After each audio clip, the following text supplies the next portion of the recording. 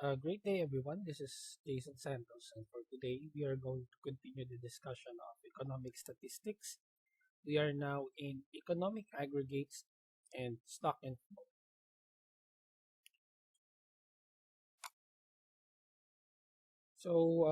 For this session, we will be covering economic aggregates, stock and flow, determining the final domestic household consumption.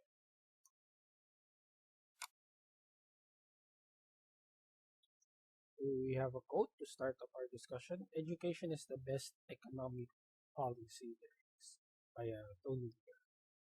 I find this to be a very beautiful quote and true to all its sense.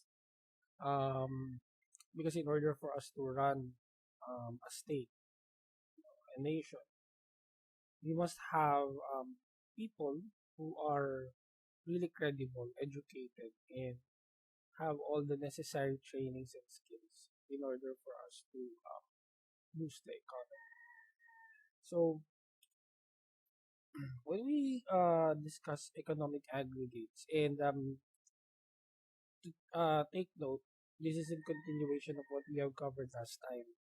Last time, we covered economic systems. Who are the players in an economic system? You have the household, you have the government, etc.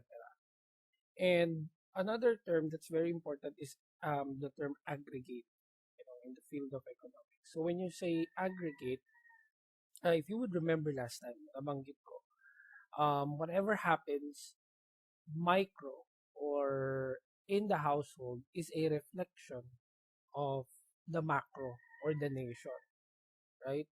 So overall, you would call that an aggregate behavior. So aggregate behavior refers to the economy-wide summation, pinagsama-sama, no? The individual behavior, sum of all the individual behaviors. It involves relationships between economic aggregates such as national income, the government expenditure, and the aggregate. So again, whatever you see that's happening frequently in households, you will have an idea how the state runs, how the government spends. Okay? Kasi pag sinabi mong aggregate, it's a collection, it's a sum. Yung term itself of aggregate. In an economic system, a virtually infinite number of economic transactions take place. So this is true, no? Every day there are economic transactions happening. We buy, we sell, we consume, we produce. Okay, between economic agents. And these transactions, which may encompass a very wide range of purposes, such as the purchase, sale of goods, services, financial activities, income, redistribution, etc. So, parang wheel yan eh, umiikot-ikot, no? Yung pera, ginagastos, ibinibili, ipinampuproduce ulit ng bago, goods or service. Uh, and must be carried out between different institutional sectors results in changes in the situation of individual incomes. So there is an impact. So whether it happens from the top to bottom or bottom to top, you call that the economic aggregates. Now, the aggregates measure the overall outcome of the transactions conducted by all units of the economic system. The aggregates include private consumption, consisting of all expenditures by households to purchase goods and services that satisfy their personal need. Investment represented by expenditures to purchase goods to be used to generate income in one or more successive periods. An example, the result of economic activity of production. So, I'll give you an example of this. So when we say economic aggregates, no, the sum of all the activities of units. No? So let's say lahat ng mga tao, you have a large population demanding face shields. Kailangan ng face shield, right, for their protection in order for them to gain entry to malls, establishments, or maybe just to go out. So if all consumers are demanding for face shield, what does it mean? as a whole. We need to produce more face shields. However, wala namang production dito ng face shields, right? That's why if you would notice in the box, it's made in China. So what do? We import, right? So yun yung result. Because of all the summation, no? Because of all the activities, lahat ng tao nagdedemand ng face shield. So ano yung resulta? We need face shields. We have to import because we don't have it. We're not producing it. And it's an urgent demand.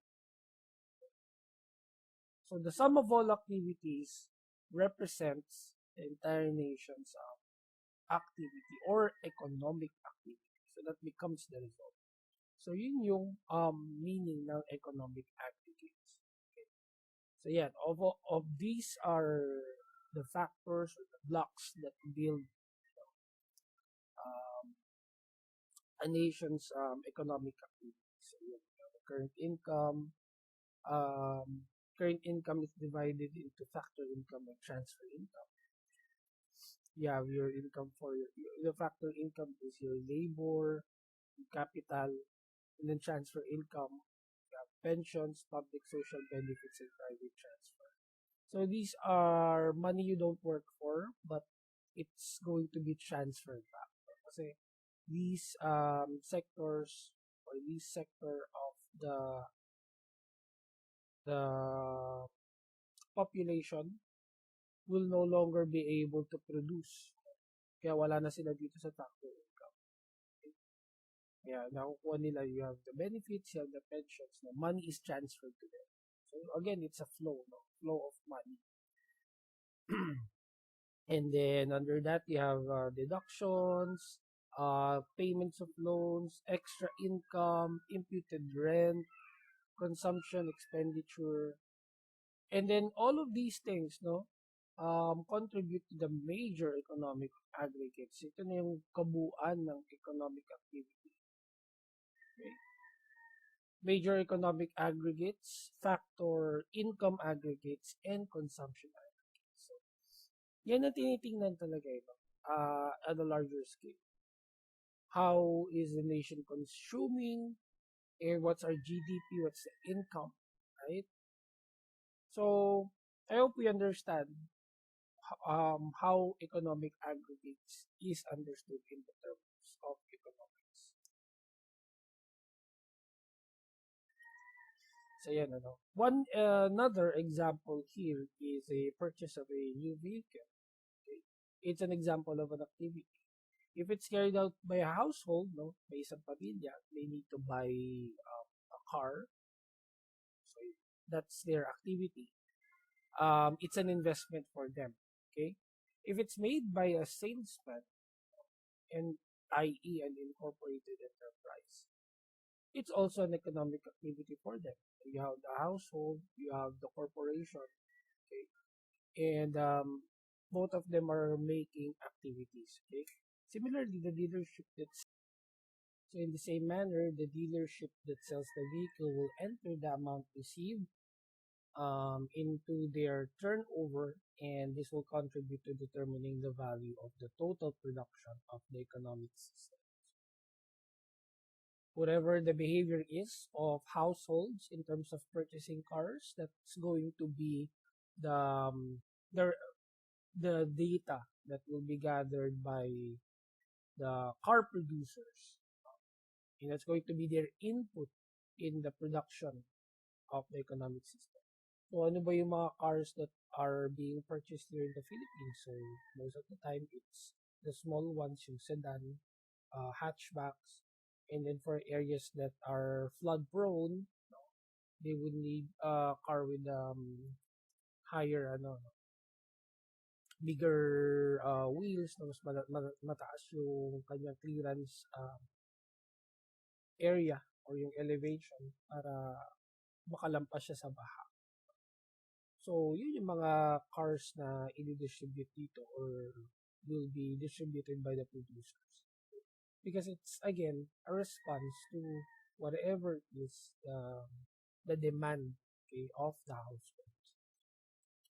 Another concept in economics that we have to understand along with this is the concept of stock and flow. Now, let me first define what stock and flow is. So, when you refer to flow variables are those that are measured over a period of per unit of time. And then stock variables, on the other hand, mean those variables that are measured at a point in time. So again, flow variables, flow variables are measured over a period of time, meaning yung kabuuang time. Whereas for stock variable, at a point in a specific time. So let's say 2000 to 2010. Yung isang range na yon, that's what you call a flow variable. And then within 2000 to 2010, you have, let's say, 2005. When you pick that out, that is your stock variable. 2005 is your specific point in time. Now, the concepts of stock and flow are variables that have mutual dependence both to each other as well as to other variables. Now, these things are interconnected and have mutual dependence. So, to give you a visual representation of this, let's say you have a bathtub, okay, and then merong gripo. As you open the faucet, and then the water starts to flow. Of course, the water in the bathtub will start to go up. Dahan-dahan siya napupuno. Okay? So, that activity in itself is a representation of the stock and flow activities. Flow is what's happening in the faucet. Naglalabas siya ng tubig, naglalagay siya ng tubig sa bathtub. And then in the tub, the container, napupuno yung tubig. Right? So, that's the stock. Okay?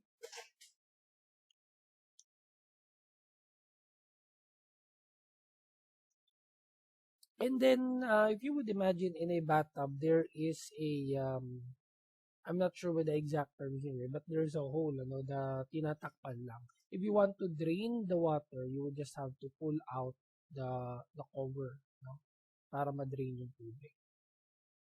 Yung drain, as well as the faucet, spilling out water are examples of flow activities. Kasi siya yung nagdadagdag at nagbabawas ng tubig. Right? Now, the container keeping water in itself is the stock variable. Kasi siya yung nagkikip, nagko-contain ng water. Nagko-collect. Right? Now, ano naman yung reflection nun in an economic perspective? When you say flow, ito yung GDP, the income yan pumapasok, income ng OFW, income ng bawat tao. Expenditures, yung nasa drain, lumalabas, yung tubig, lumalabas yung pera. People losing their jobs, budget deficit, may mga cuts sa budget, etc. Yun yung mga factors lessening the stock. Okay? Kasi stock naman, on the other hand, it's the wealth of the people. Yung pera ng tao that's just kept, hindi ginagalaw. Let's say, ikaw ay meron kang savings. Nilagay mo lang siya in a bank, you have deposited it. It's not moving. Hindi siya na-spend, hindi siya binabawasan. Okay? Wealth is an example of a stock variable. Unemployed people are also examples of stock variable. Bakit? Wala silang contribution no? They are not contributing to the flow of the economy because they don't have income to spend. Hindi sila nag-earn, hindi rin nila kaya mag-spend. Why? Because wala silang pera no? Government debt is an example of a stock variable. Okay? International reserves are also form of stock variable. The government debt kasi lumalaki yan, Parang sa bathtub, yung tubig, lumalaki lang siya ng lumalaki. So, it's also a form of a stock na kailangan mabawasan, right? So, I hope you can see, it does not necessarily mean na kapag stock, positive siya or negative. The concept behind it is that pag sinabi mong stock, these are economic terms or economic elements that remains still or hindi gumagalaw. Whereas for flow, these are economic elements that contribute to the flow, okay? Sa paggalaw ng economy. So, stock and flow variables refer to, when you say stock, refer to the quantity of a variable given at a point in time. Flow are the variables that are expressed per unit of time. Example, per hour, per week, per month. For example, water stored in a tank, yan, ito na yung nabanggit ko kanina. For example, in economics, GDP consumption, savings, etc. So, these are just written descriptions of what I have explained earlier. Another example would be if you have money, ito, kagaya nito, let's say this money is saved in a piggy bank or a coin bank, no? It was kept and then later on, binuksan siya because plan ng owner to spend it, to buy something or maybe to pay an expense. So, the stock is the money. Nilagay siya sa isang container. Again, it could be a coin bank, it could be a piggy bank, or maybe a bank, no? And then the flow would be the expenditure. Yan, kino-compute na niya. Saan ba siya gagastos? So that is stock and flow. And now finally, we are on to determining the final domestic household consumption. This is, again, part of an economic system and one of the most important things for economists to know. What is the final domestic household consumption? Kasi again, households are economic agents and we wanted to know how they are spending. Okay, kasi it's again a reflection of the macroeconomics. So this is an example of a data taken from OECD. Okay, and this is in Japan for 2003, for the year 2003, and this is in billions. Okay, so national consumption is 370 billion, 294 million. And this is the expenditure of NPI SHS, expenditures of resident households, acquisitions abroad by residents, acquisitions in Japan by non-residents, and then you have the final domestic household consumption. So basically, those that have negative, you would have to deduct. And the ones with positive, you would have to add in order for us to determine the final domestic household consumption. So let's check if this one is correct. So we have our base amount, which is 370 billion 294. Okay. So again, ililess natin itong expenditure. The first one, 88,503. Next would be 5 billion 877. Okay. So yan, 275 billion 914 million. So tama, di ba? Now, we would also deduct acquisitions abroad by residents, so minus 2 billion 783 million. And then this one, you would have to add 646 million. So plus 646. So you have 273 billion 777 million. So yan ngayon yung overall domestic household consumptions in Japan for the year 2000. Now what does it mean for the government? They would have to look at this. No? Malaki ba yung consumption over, kasi again, stock and flows. Is our consumption bigger than our income that's being generated, our production? So those things are being compared. No? Iko-compare mo yung domestic household consumption with all other datas. So another, it would be compared year by year. So 2003, 2004, 2005, so on and so forth. So I hope you understand this lesson.